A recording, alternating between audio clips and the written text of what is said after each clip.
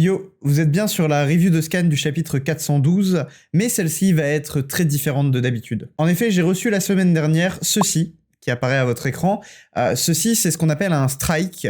Sur YouTube, 3 strikes égale la suppression de votre chaîne. C'est pas la première fois que je reçois un strike, j'en avais déjà reçu un en 2022. Il faut savoir que les strikes soit disparaissent au bout de 90 jours, soit peuvent disparaître au bout de 10 jours si jamais vous réussissez à contester le strike. Alors j'avais déjà fait ça en 2022, j'avais contesté mon premier strike et j'avais eu gain de cause et il avait disparu de la chaîne. D'ailleurs vous l'aurez peut-être remarqué, il n'y a plus aucune review de chapitre disponible sur la chaîne. La raison est simple, j'ai pas envie de me manger un deuxième strike et encore moins un troisième qui reviendrait à la suppression de la chaîne YouTube. La raison pour laquelle cette review va être différente, c'est que la raison du strike à la base, c'est parce que j'ai utilisé des images de My Hero Academia. Alors il faut savoir qu'en France, on a ce qu'on appelle l'utilisation équitable ou le fair use en anglais, et en fait c'est quelque chose qui permet d'utiliser des images qui ne nous appartiennent pas sous certaines conditions. L'analyse et la critique étant une de ces conditions, j'estime que mes vidéos rentrent dans le cadre de fair use. Maintenant, c'est vrai que j'ai un peu déconné, à chaque fois je vous mets toutes les pages du chapitre en entier, c'est peut-être un peu beaucoup, et je comprends que les ayants droit de My Hero Academia n'aient pas apprécié que je montre le chapitre à tout le monde. Il ne faut pas oublier que de toute façon, ces chapitres sont disponibles entièrement gratuitement sur la plateforme de la Shueisha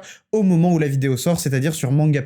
C'est-à-dire qu'il y aura maintenant 2 changements sur les reviews de scan qui restent à faire. Le premier, le lien vers Manga+ sera dans la description, tout simplement. Bon, ça c'est pas un gros changement et ça vous impacte pas vraiment, mais si vous voulez lire le chapitre de manière officielle, il y aura le lien dans la description, chose que j'oubliais souvent de faire avant. Et la deuxième chose que je vais maintenant mettre en place, c'est qu'il n'y aura plus toutes les pages du chapitre qui seront montrées à l'écran, uniquement les cases les plus importantes. Vous pouvez compter à peu près 5 à 6 cases par vidéo. Alors je sais que ça fait un gros changement, je sais qu'il y en a qui profitaient de ces reviews pour voir les images en entier. Maintenant, ce que je vous inviterai à faire, c'est voir la review pour pouvoir comprendre le chapitre, puisque rien ne va changer à ce niveau-là. Je vais tout expliquer ce qui se déroule dans le chapitre, pour bien que vous compreniez l'œuvre de My Hero Academia, ainsi que chaque petit détail qui aurait pu vous échapper. Mais également, maintenant, vous aurez dans la description le chapitre au complet avec toutes les images que vous pourrez aller lire sur le site officiel de la Shueisha. Il reste au moment où je tourne ça 8 jours à mon strike. Au moment où vous verrez la vidéo, il en restera 7 puisqu'on est samedi au moment où j'enregistre ça. Et donc, ça veut dire que je vais faire très attention sur cette review particulièrement et probablement aussi sur la prochaine. Je suis désolé si ça va impacter la qualité de la vidéo. Il faut savoir que de base, je suis pas censé vous montrer toutes les images en entier. C'est vraiment essayer de flirter avec la limite. Et donc ici, j'ai peut-être franchi la limite. Donc, on va essayer de revenir un peu en arrière, faire les choses un peu plus délicatement pour éviter que ma chaîne YouTube soit supprimée parce que ça nous ferait tous chier. Et quand mon strike aura disparu, je remettrai en public les autres reviews. Pour l'instant, elles resteront en privé, donc vous n'aurez accès qu'à celle-ci, je suis désolé. Bref, je vais vous laisser avec la vidéo que vous attendez tous, cette petite intro était déjà beaucoup trop longue. Attention spoiler, ne reste pas si tu n'es pas à jour dans les chapitres de ce manga. Pour les autres, bon visionnage.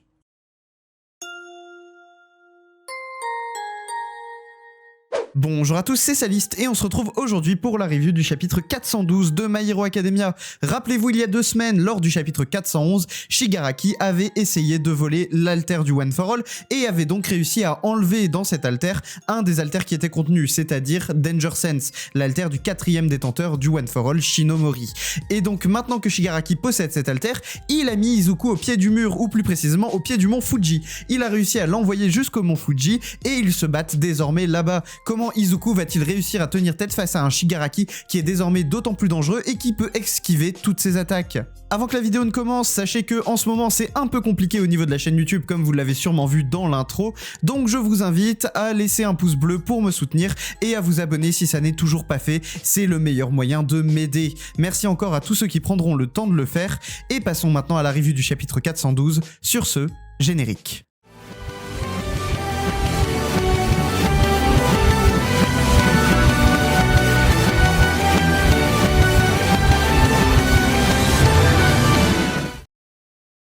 Le chapitre s'ouvre sur Izuku qui décide d'envoyer un coup de poing dans les airs pour pouvoir créer, un peu comme ce qu'il faisait déjà à l'époque avec ses doigts, des vagues d'air en direction de Shigaraki. Il donne donc un coup de poing dans les airs entourant ses muscles de Black Whip à l'intérieur même de sa peau. Je ne savais pas que Black Whip pouvait se manifester sous la peau d'Izuku, mais visiblement c'est le cas. Et donc on a Black Whip qui entoure le bras d'Izuku et il l'utilise pour balancer dans les airs un maximum de puissance en utilisant cette combinaison avec Fajin pour pouvoir booster un un maximum la puissance de cet envoi. Il envoie donc dans la gueule de Shigaraki un Delaware Smash, qui est en fait du coup la combinaison de l'air qui est en déplacement direct grâce au bras d'Izuku. On rappelle quand même que c'est ce qu'il faisait à l'époque avec ses doigts et qu'il arrivait donc à envoyer des mini vagues d'air, notamment dans le combat contre Gentle, c'est ce qu'il a utilisé lors de son premier combat contre Gentle. Et donc Shigaraki, malgré le fait qu'il est l'alter du 4ème et qu'il arrive à esquiver cette attaque, se retrouve forcé de stopper sa propagation puisque celle-ci est arrêtée directement par la destruction du terrain par l'attaque d'Izuku. Shigaraki, suite à ça, se retrouve projeté dans les airs et utilise son corps pour se repropulser vers Izuku qui est actuellement camouflé dans la fumée. Le nuage de poussière que Izuku avait soulevé lors de son attaque aurait dû déjà se dissiper, mais celui-ci a utilisé son alter qui lui permet de créer de la fumée, l'alter du 6ème détenteur, pour pouvoir continuer de se camoufler, et il utilise alors Black Whip pour attaquer Shigaraki, Danger Sense ne suffisant pas à Shigaraki pour esquiver cette attaque. Et pour cause, malgré le fait que Black Whip arrive d'en dessous de lui, Izuku est en fait au-dessus de Shigaraki, et celui-ci ne l'avait pas vu se déplacer. Il arrive donc à une vitesse faramineuse, vraiment ultra vite, et il désintègre le bras de Shigaraki en passant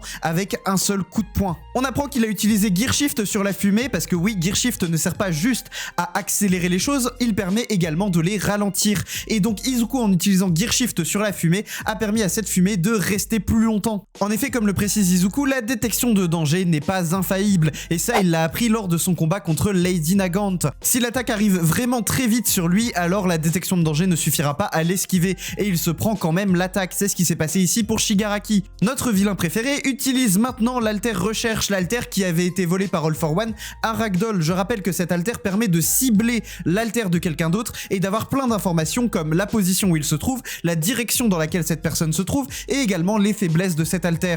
Ici, en se concentrant sur le One for All, Shigaraki réussit à discerner Izuku à travers la fumée et envoie une attaque dans sa direction, le touchant au passage. On apprend donc que l'écran de fumée a empêché Izuku de respirer, et avec Gear Shift qui se termine maintenant, Izuku prend donc le contre-coup de cette attaque, puisqu'on le rappelle, à chaque fois qu'Izuku utilise Gear Shift, il se mange un sacré contre-coup dans la gueule en fonction de la puissance à laquelle il l'a activé. D'ailleurs, l'utilisation de Black Whip sur Izuku lui a laissé une sacrée cicatrice sur son bras. On peut voir des stries sur le long de son bras qui laissent penser que donc Black Whip a réussi à transpercer un peu la peau d'Izuku pour laisser une sacrée cicatrice. Shigaraki continue de faire joujou avec Izuku puisque pour lui tout ça est un jeu, hein. Il est clairement au-dessus du niveau d'Izuku depuis que celui-ci n'a plus Danger Sense.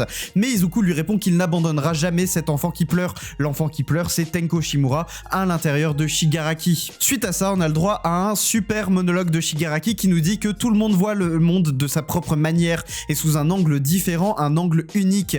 Ici, quand Izuku essaye de voir en lui un pauvre enfant qui pleure, Shigaraki, lui, n'y voit absolument aucun enfant qui pleure, il voit juste ses propres origines. Et il le dit à Izuku, tu arrives à voir en moi comme moi j'arrive à voir en toi, puisque Shigaraki arrive à voir les fantômes du One for All, c'est-à-dire les anciens possesseurs. Et donc Izuku est également capable de voir à l'intérieur de Shigaraki, il est capable de voir le jeune Tenko Shimura, sauf que comme Shigaraki lui dit, tu devrais t'en rendre compte maintenant, regarde attentivement, le jeune enfant qui pleure en moi n'est plus là depuis longtemps. Il conclut en disant qu'il n'y a pas une once de souffrance à l'intérieur de Shigaraki, et on a d'un coup Nana Shimura qui apparaît, sûrement pour s'adresser à son petit-fils, même si on pense ici qu'elle va d'abord s'adresser à Izuku. Et étonnamment, Nana dit à Izuku d'abandonner, elle qui voulait absolument que Izuku arrive à sauver son petit-fils, elle lui dit certaines personnes ne peuvent pas être sauvées, il représente le plus grand obstacle face à ta vision de ce que est un héros, il n'y a pas de mal à ne pas pouvoir le franchir cet obstacle ici. Donc elle dit achève-le avec une attaque surpuissante, fais-le Izuku, emmagasine encore plus d'énergie que la dernière fois. Et je dois bien dire que je suis entièrement d'accord avec Nana Shimura, aka la meilleure waifu de tout My Hero Academia, elle a totalement raison ici et Shigaraki a l'air très peu sauvable ou voire pas du tout sauvable, mais Izuku bien sûr en grand positif qu'il est, et comme depuis le chapitre 1 on le sait maintenant, le but d'Izuku c'est de sauver tout le monde, même si tout le monde ne peut pas être sauvé apparemment selon Nana Shimura. Donc il lui répond si c'était aussi simple, la douleur du passé ne vous ferait pas mal à ce point à vous deux. Donc elle parle ici de Nana et de Shigaraki visiblement. Izuku leur dit qu'ils ont mis leur douleur sous un tapis et qu'il continuera de se battre jusqu'à avoir déchiqueté ce tapis de ses propres mains sur une case qui est magnifique. Le second détenteur prend la parole et dit que c'est la raison pour laquelle il s'était opposé à lui. Souvenez-vous, à un moment donné, le second et le troisième détenteur ne voulaient pas prêter leur force à Izuku. Il dit qu'il le voyait comme un fou aveuglé par son idéal pacifiste. Mais alors il a fouillé dans les souvenirs d'Izuku, puisque apparemment les détenteurs peuvent faire ça, et il a vu au fond d'Izuku que celui-ci celui-ci a toujours fait le choix de croire en le cœur de chacun et ce qu'il cache au fond d'eux. C'est alors que sur la page suivante, plot twist incroyable, la main de Star and Stripes apparaît, je ne sais pas d'où, puisque Star and Stripes n'est pas censé se situer dans les vestiges du One for All, mais on voit la main de Star and Stripes qui apparaît et qui pointe du doigt quelque chose qu'on ne voit pas. Le vestige d'All Might regarde cette chose, Kudo tourne la tête pour regarder cette chose également, on ne voit pas vraiment ce que c'est, et là on arrive sur la dernière page et Kudo dit à Izuku, mon garçon, fais ce que je te dis, nous misons tout sur toi le 9ème c'est Izuku, un 9ème détenteur du One for All, et sur la dernière case qui représente le moment où Izuku avait eu cette proposition de la part d'All Might, il dit, tu dois abandonner le One for All.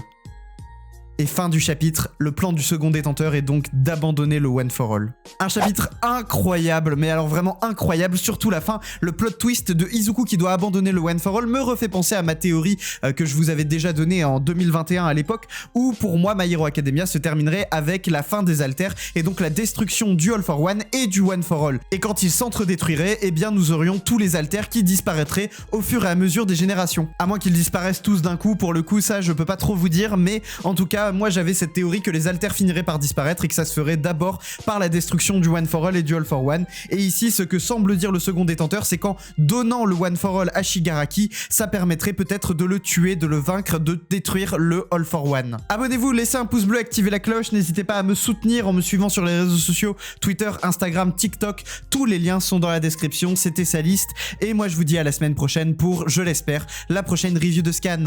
Salut!